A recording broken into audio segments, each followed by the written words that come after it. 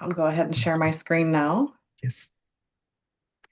So I want to thank everyone for having me today. I'm Maggie Westmeyer. As I mentioned, I'm a genetic counselor, and I've worked with Natera for a number of years now. And um, let's see, are you seeing my screen?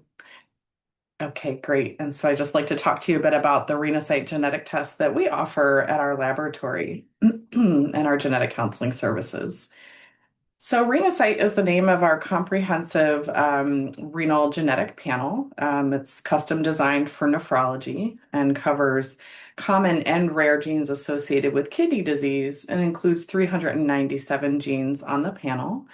It's meant for patients diagnosed with either pediatric or adult forms of kidney disease and is a simple ordering process that requires just a blood or a saliva sample with results available in about 2 to 3 weeks. We launched the test in almost 6 years ago now and have now performed over 200,000 Renasight tests, which has led to a number of diagnoses of kidney disease. So when we talk about empowering ourselves, and if our clinician isn't familiar with genetic testing, just want to make folks aware that even though Renasight is a test that does have to be ordered by a clinician, um, an individual can order a kit, however, to be delivered to their home, and bring that to their physician, for ordering. So this is the web link, for the Renasight test. Excuse me, a bit of a cold. For how to go ahead and get a kit. Just to be clear, though, this is still even though the kit can be sent, the order could not be processed without a physician order taking place. And so when we talk about the ADTKD genes that are on the Renasight panel, we do have the UMOD gene, the HNF1 beta gene, the REN gene, and the SEC61A1 gene.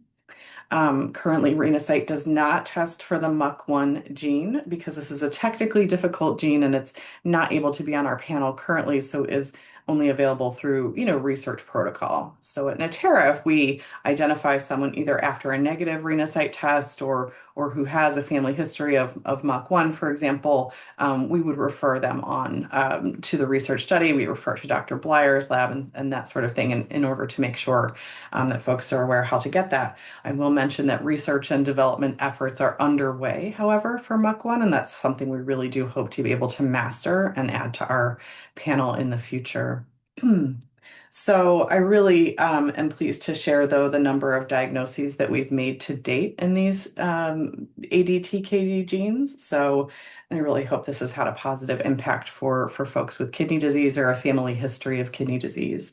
So thus far, we've identified 683 individuals with UMOD, 1,058 individuals with HNF1 beta, 48 with the REN binding, and 10 with the SEC61A1 gene, which is a very rare form of ADTKD.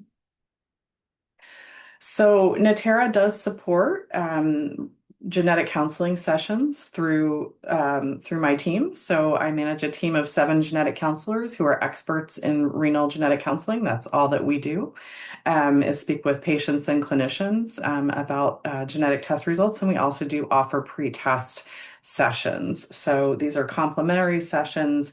Patients can go online at naterasession.com to set up an appointment or call in to schedule. And just as would happen in Gila's clinic or in the clinical setting, we do summarize the conversation that we have with the patient in a clinical note, and that note is returned to your ordering clinician who ordered the Renasight test, or in order to have them be aware of the results and the discussion that took place.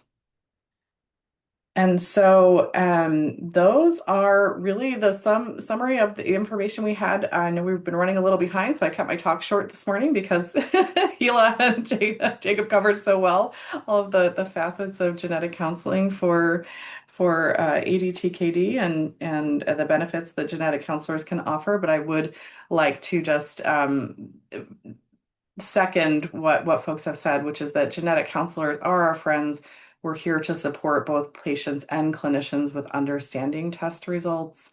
Um, and would like to just mention again that genetic testing is affordable, it's available, most patients have insurance coverage and do not have an out-of-pocket fee, or if they do, it's quite small. And there are compassionate programs available for testing at other labs and my laboratory as well, to help make sure that the test is affordable for folks. So with that, we can hopefully move to some Q&A.